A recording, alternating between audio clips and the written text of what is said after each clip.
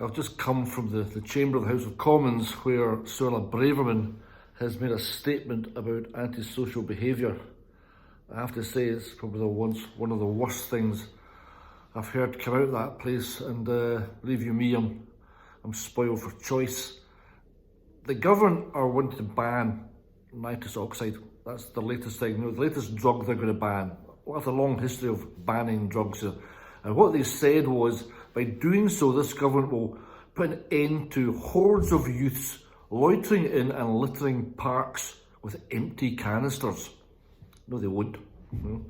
When will this government, and indeed the opposition, learn that making a drug illegal does not make it safer, it makes it more dangerous? Making a drug illegal is not part of the solution, it just adds to the problem.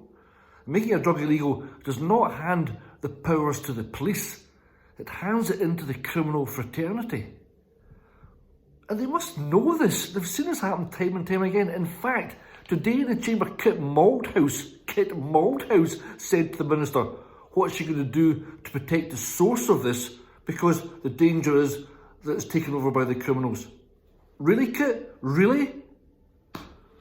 We all know this. And yet, despite advice from the ACMD, the Independent Advisory Council on the Misuse of Drugs, which said that evidence shows health and social harms of nitrous oxide were not commensurate with a ban, the government decided just to ignore their experts, yet again, on drugs policy, and go ahead with it anyway.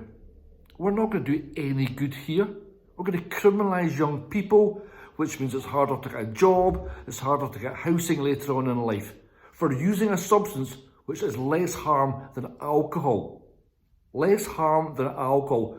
The hypocrisy of this place, when there's 15 bars that people have been drinking in right now at 5 o'clock in the evening, but they could have been there all day.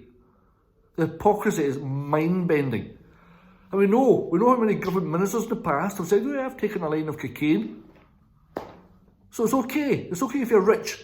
If you're some young kid, you can be stopped, strip searched, and prosecuted.